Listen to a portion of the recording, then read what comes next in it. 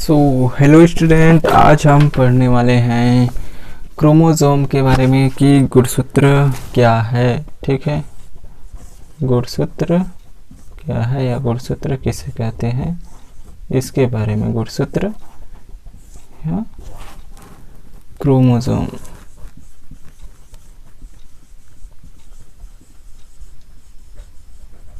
Okay, chromosome के बारे में आज हम पढ़ने वाले हैं। गुणसूत्र किसे कहते हैं, कैसे होता है, इसका स्ट्रक्चर किस प्रकार से होता है। ओके,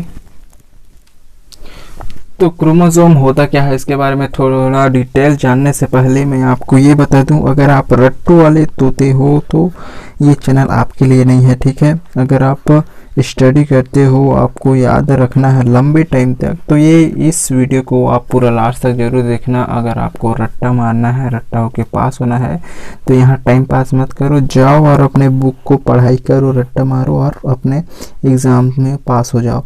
अगर आपको याद करना है, लंबे टाइम तक याद करके रहना है, तो इस वीडियो को पूरा लास्ट तक जरूर देखना। ओके, तो चलो दोस्तों देखते हैं कि क्रोमोसोम आखिर होता क्या है। गुणसूत्र की खोज वॉल्डेयर ने की थी। ओके, गुणसूत्र की खोज वॉल्डेयर ने की थी और कोशिका विभाजन की मेटाफेज एवं एनाफेज अवस्था में गुणसूत्र स्पष्ट दिखाई देते हैं। किसी भी जाति में गुणसूत्र की संख्या निश्चित होती है। दैहिक कोशिकाओं में द्विगुणित तथा जनन कोशिकाओं में अगुणित होते हैं।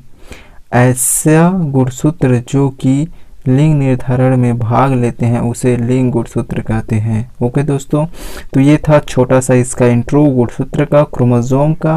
अब आते हैं हम अपने क्रोमोसोम या गुणसूत्र के स्ट्रक्चर पे। स्ट्रक्चर ऑफ क्रोमोसोम, ये था उसका इंट्रो। अब आते हैं इसका स्ट्रक्चर।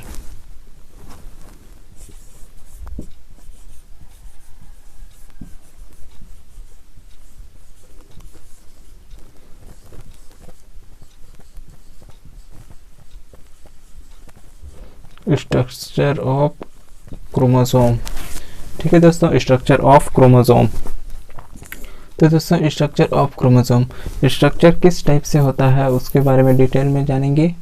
ओके, तो एक गुणसूत्र का स्ट्रक्चर इस टाइप का होता है। ओके, ऊपर से प्लस, नीचे से कट, उसके बाद ऊपर से कट, इस नीचे से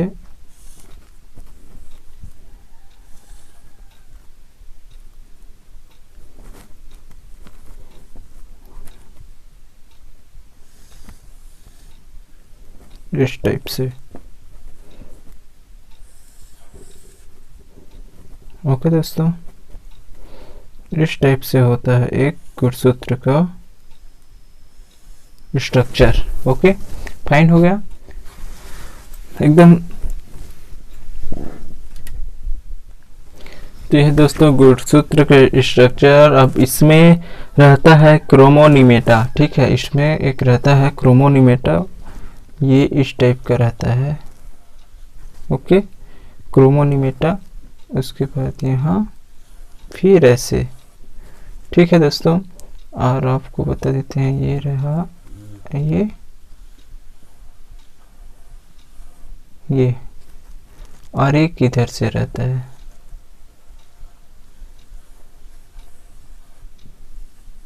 ओके, डबलिंग लेयरिंग पे। ओके दोस्तों, ये है क्रोमोनिमेटा, जस्ट इस साइड भी रहता है। उसके बाद इसे करो, ये इसका क्या है स्ट्रक्चर है, एक क्रोमोनिमेटा जो कि बना रहे हैं हम क्या, गुणसूत्र का स्ट्रक्चर।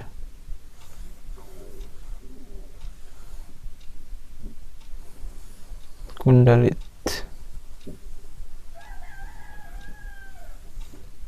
ओके दोस्तों, तो ये रहा गुणसूत्र का स्ट्रक्चर। अब दोस्तों इसमें कौन सा भाग क्या कहलाता है, अभी जो बनाए थे वो तो है क्रोमोनिमेटा। ठीक ठीक है दोस्तों, ये वाला भाग है आपका क्रोमोनीमेटा। क्रोमोनीमेटा,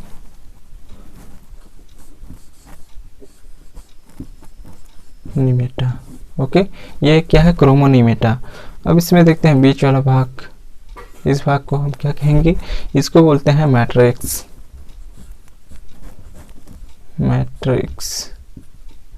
अब आप पूछेंगे मैट्रिक्स होता क्या है?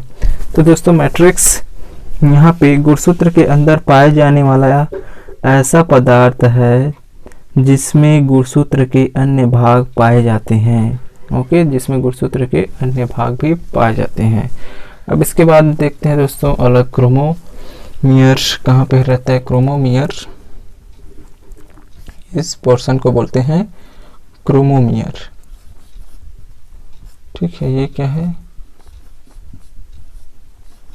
क्रोमोमियर। तो दोस्तों क्रोमोमियर होता क्या है? क्रोमोमियर को जानने के लिए ये क्रोमोमियर या क्रोमोनीमा पर पाई जाने वाली दानेदार संरचना को क्रोमोमियर कहते हैं। ठीक है, ये क्या रहता है? दानेदार संरचना रहता है, जो कि रहता है क्या? क्रोमोमियर। ओके दोस्तों, अब अगला किस बीच में होता क्या है? इस बीच में क्या होता है? सेंट्रोमियर, नाम से स्पष्ट है, सेंट्रोमियर।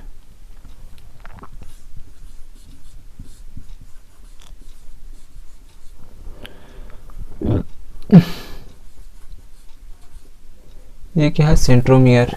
ओके, अब सेंट्रोमियर होता क्या है दोस्तों? सेंट्रोमियर वह भाग जहां दोनों क्रोमेटिड आपस में जुड़ते हैं उसे सेंट्रोमियर कहते हैं। ठीक है दोस्तों, दोनों क्रोमेटिड, ये क्रोमेटिड है जो दोनों जो आपस में जुड़े रहते हैं वो क्या कहलाते हैं? सेंट्रोमियर। ठीक, उस भाग को सेंट्रोमियर बोलते हैं।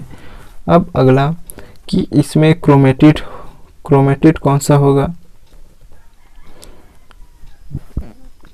क्रोमेटिड इसमें कौन सा होगा? क्रोमेटिड, इस भाग को बोलते हैं आपका क्रोमेटिड, गुणसूत्र में क्रोमेटिड।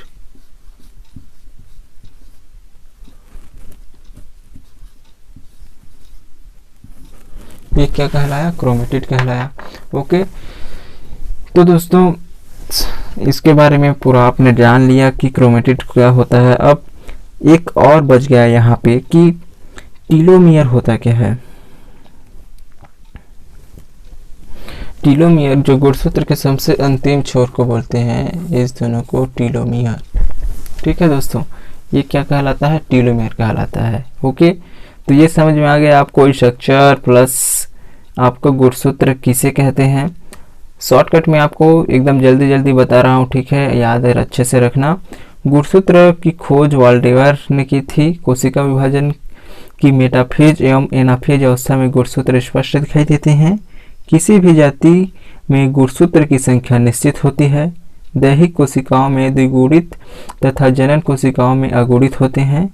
ऐसा गुणसूत्र जो कि लिंग निर्धारण में भाग लेते हैं उसे लिंग गुणसूत्र कहते हैं। ओके दोस्तों, अब आते हैं गुणसूत्र की स्ट्रक्चर। पेलिकल क्या होता है? पेलिकल गुणसूत्र एक अत्यंत पतली झिल्ली द्वारा घिरा रहता है जिसे पेलिकल कहते हैं। ओके, अब सेकंड रहा में हमारा मैट्रिक्स। मैट्रिक्स क्या होता है? गुणसूत्र के अंदर पाए जाने वाले ऐसा पदार्थ जिसमें गुणसूत्र के अन्य भाग भी पाए जाते हैं, तो क्या कहलाते हैं? मैट्रिक्स कहलाते हैं।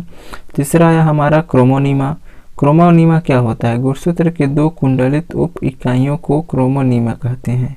ओके, अब हमारा अगला पॉइंट क्या था? क्रोमोमियर। क्रोमोमियर क्रोमोनीमा पर पाई जाने वाली दानेदार संरचना को क्रोमोमियर कहते हैं। ओके, अब अगला पॉइंट था सेंट्रोमियर। सेंट्रोमियर होता क्या है? वह भाग जहां दोनों क्रोमेटिड आपस में जुड़ते हैं उसे सेंट्रोमियर कहते हैं। ठीक है, दोनों क्रोमेटिड आपस में जुड़ते हैं उसको क्या बोलते हैं? सेंट्रोमियर बोलते हैं। तो क्रोमेटिड क्या है आपको भी पता चल गया कि ये दोनों क्या है? क्रोमेटिड है, दोनों एक जगह जुड़े रहते हैं, उसको क्या बोलते हैं? सेंट्रोमियर। अब अगला देखे थे हम क्या? टीलोमियर। तो टीलोमियर गुणसूत्र के दोनों अंतिम सिरों को टीलोमियर कहते हैं। ओके, अब दोस्तों आपको कुछ भी डाउट लगा होगा इसमें, इस वीडियो में जो आपको कुछ भी डाउट लगा होगा तो आप ज़रूर कमेंट कीजिए। आप कमेंट कीजिए कि मेरे को क्या समझ में नहीं आया, मैं उसके बारे में पूरा डिटेल में और एक बार वीडियो बनाऊंगा। अगर वीडियो आपको अच्छा लगा हो तो लाइक कीजिए और कमेंट भी कीजिए कि आपको कैसा लगा। और हाँ, अगर मेरे चैनल में नए हो तो चैनल को जल्दी से जल्दी सब्सक्राइब कर लो ताकि मेरा हर वीडियो सबसे पहले आपके पास पहुँचे।